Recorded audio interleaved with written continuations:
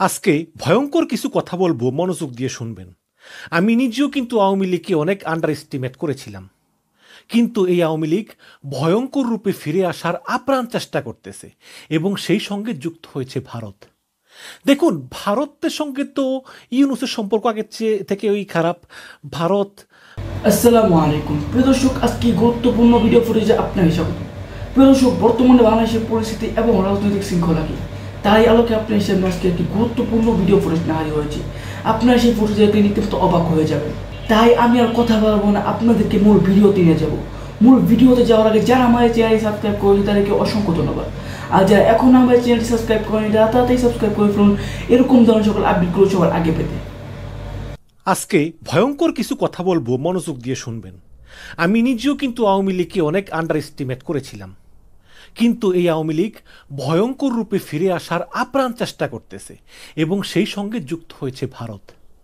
দেখুন, ভারতের সঙ্গে তো ইউনূসের সম্পর্ক আগের থেকে ওই খারাপ।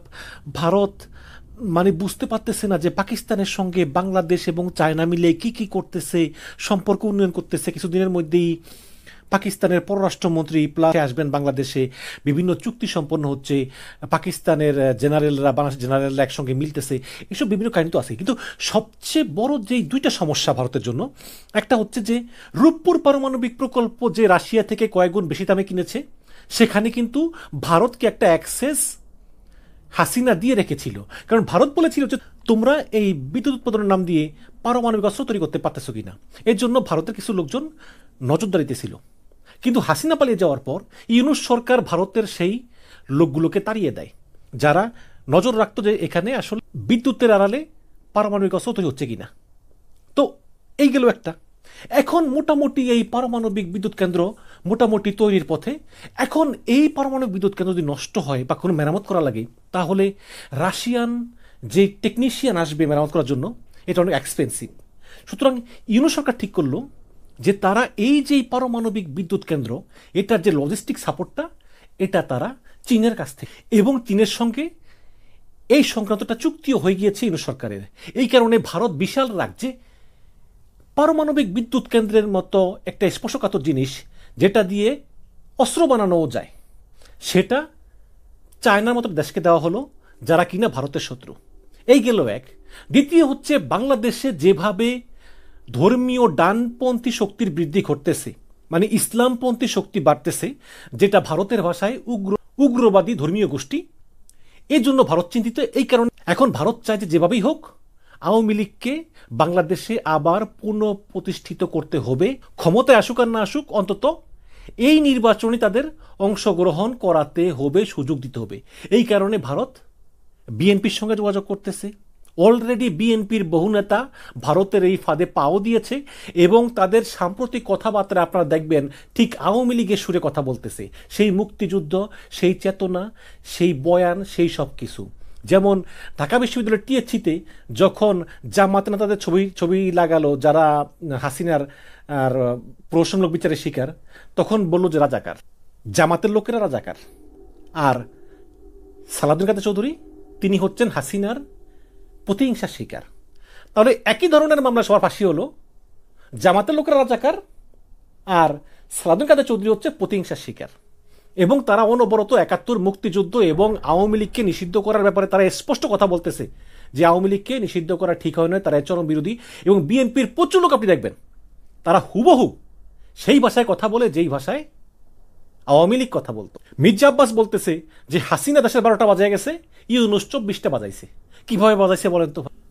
ওই ভারত বিএনপির সঙ্গে যোগাযোগ করতেছে, এমনকি জামাতের সঙ্গে যোগাযোগ করতেছে যে যেভাবেই হোক সামনের নির্বাচনে আওয়ামী লীগ ক্ষমতা আসুক আর না আসুক, অন্তত পার্টিসিপেট করার সুযোগ দিয়ে আওয়ামী লীগকে নর্মালাইজ করার সুযোগ দিতে হবে।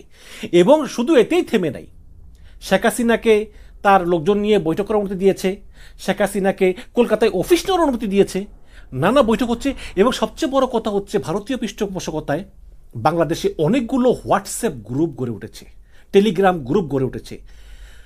সবচেয়ে ভয়ঙ্কর কথা হচ্ছে যে সচিবালয়ের ভিতরে প্রায় 50% আমলা, আরও বেশি হবে, এখনও তারা আওয়ামী লীগের প্রতি পূর্ণ সমর্থন দিচ্ছে।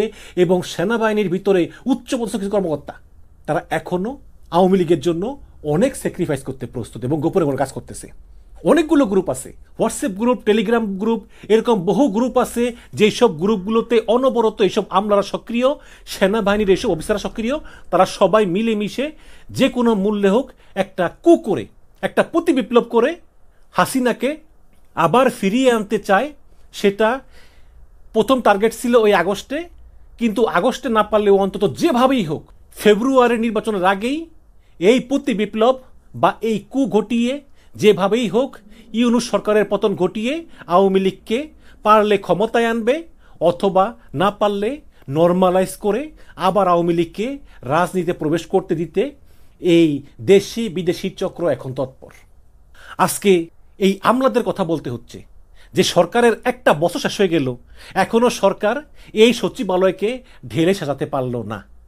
আজকে প্রায় 50 থেকে 60% আমলা, এই আমলাগুলো হচ্ছে সেই ফ্যাসিবাদী হাসিনার দোসর।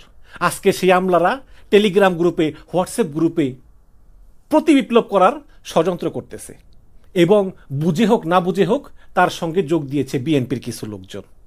এবং এই ষড়যন্ত্রের সঙ্গে শুধু যে সচিবালয়ে কর্মরত বর্তমান সচিবরাই যুক্ত তা না, বর্তমান সচিব সহ রিটায়ার্ড করা অনেক আমলারাও এই হাসিনাকে আবার ফিরিয়ে আনতে চান। কারণ ইউনূস সরকারের আমলে তারা যে দুর্নীতি করতেন, স্বজনপ্রীতি করতেন, লুটপাট করতেন, এগুলো তারা করতে পারতেছেন না। এই জন্য তাদের হাসিনাকেই আবার ফিরিয়ে আনতে। একটা উদাহরণ দেই, সেটা হচ্ছে যে একজন সাবেক সচিব, তার নাম হচ্ছে ABM আব্দুস সাত্তার।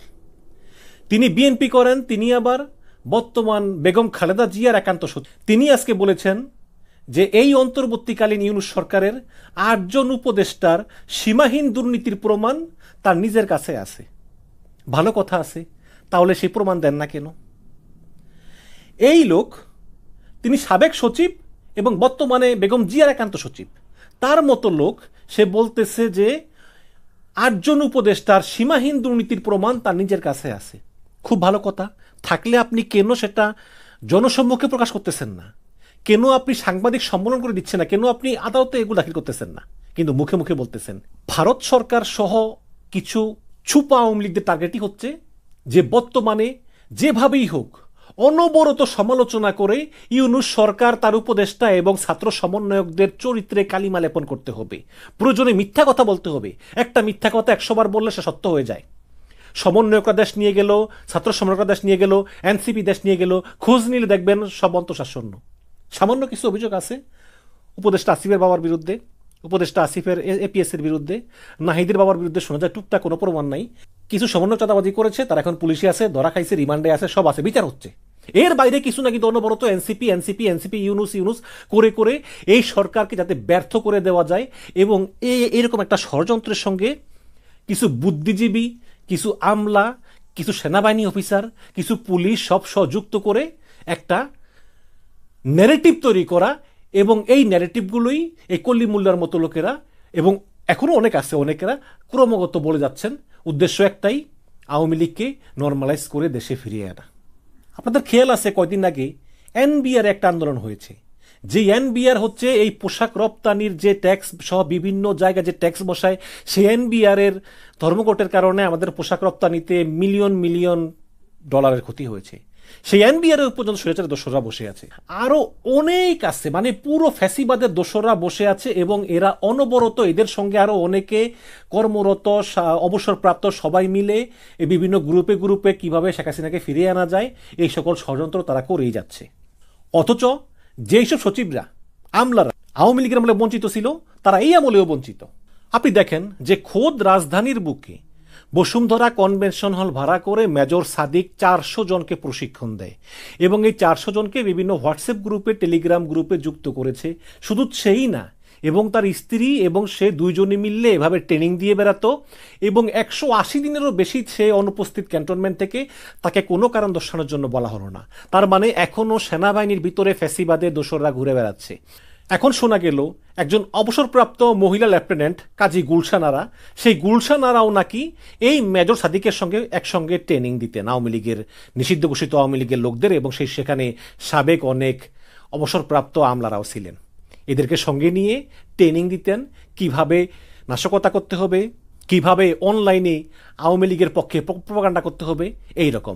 এখন আমরা পেলাম মেজর সাদিককে পেলাম এবং লেফটেন্যান্ট কাজী গুলশানারাকে পেলাম। গুলশানারা পালিয়েছে এবং আমরা হয়তো জানি না এরকম আরো বহু মেজর সাদিক আছে, বহু গুলশানারা আছে, এখনো পদ্মার আড়ালে আছে, তারা নাশকতা করার জন্য প্রস্তুত। দর্শক পরিশেষে বলবো যে ইদানিং দেখতেছি বিএনপি, জামাত, এনসিপি নিজেদের ভিতরে নির্লজ্জভাবে নোংরাভাবে কাদা সরাসরি করতেছে এবং এই কাদা সরাসরির সুযোগ নিয়ে কিন্তু সেই ভারত সরকারের সহায়তায় পতিত স্বৈরাচার আবার ফিরে আসার জন্য একটা নীল নকশা কায়েম করতেছে।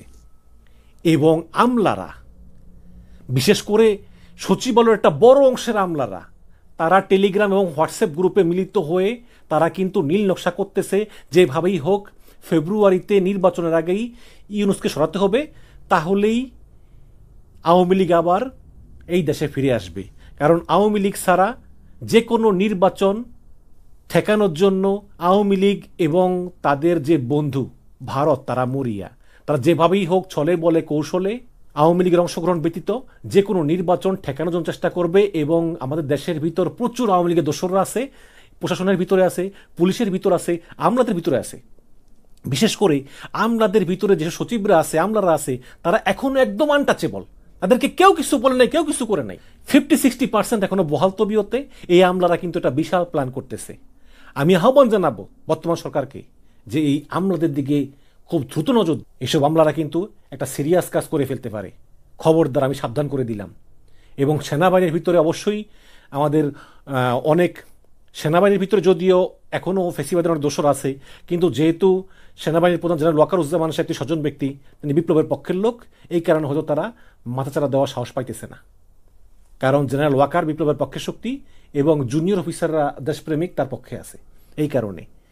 কিন্তু একটা বিশাল ষড়যন্ত্র হচ্ছে এবং সেইখানে তাদের একটাই টার্গেট, যেভাবেই হোক ইউনূসকে সরানো। কারণ আওয়ামী লীগ মনে করতেছে, আওয়ামী লীগের দোসররা মনে করতেছে এবং ভারত মনে করতেছে যে এই আওয়ামী লীগকে বাংলাদেশে নর্মালাইজ করার সবচেয়ে বড় বাধা হচ্ছে প্রফেসর ইউনূস এবং তার ছাত্র সমন্বয়ক। তারা বিএনপিকে বাধা মনে করে না এবং বিএনপির অনেক লোক এই ভারতের কথায় ম্যানেজ হয়ে এখন তারাও ওই আওয়ামী লীগের সুরেই কথা বলতেছে। মুক্তিযুদ্ধ, স্বাধীনতা, জামাত রাজাকার, এই দেশে এই হবে সেই হবে, তারপরে বঙ্গবন্ধু, হাসিনা, এইরকম তারা অনেক কথা বলতেছে। এমনকি তারা বলতেছে যে আওয়ামী লীগের আমলে নাকি তারা বেশি ভালো ছিল, যেটা রুমিন ফারহানা নিজে বলতেছেন। বুঝে হোক না বুঝে হোক, তারা এই ভারত এবং আওয়ামী লীগের পারপাস সার্ভ করতেছে এই বিএনপির কিছু নেতা কর্মী, এতে কোনো সন্দেহ নাই। সুতরাং আমি একটা কথাই বলবো যে নির্বাচনটা হতে হবে, যেভাবেই হোক ফেব্রুয়ারি মাসে নির্বাচন হতেই হবে। কারণ আওয়ামী লীগের নির্বাচনে অংশগ্রহণের উপর সরকার স্থগিতাদেশ দিয়েছে, সেটা বহাল থাকবে এবং নির্বাচন হবে। এবং এই নির্বাচনে বিএনপি, জামাত, এনসিপি সবাই অংশগ্রহণ করবে। এবং আমি মনে করি এই নির্বাচনে বিএনপি ক্ষমতায় এসেই পড়বে। কিন্তু বিএনপিকে আহ্বান জানাই, তারেক রহমানকে আহ্বান জানাই যে আপনার দলের কিছু লোকজন যেভাবে কথা বলা শুরু করেছে আওয়ামী লীগের ভাষায়, এটা কিন্তু জনগণ পছন্দ করে না। আমি কিছু বলবো না, শুধু একটা কথা বলে আজকে ভিডিও শেষ করতেছি। এটা হচ্ছে মেজর হাফিজউদ্দিন বীর বিক্রমের কথা। তিনি বলেছেন, আওয়ামী লীগ যা করেছে আমরা যদি তাই করি, আওয়ামী লীগ তো এগুলো করে 15 বছর টিকে ছিল।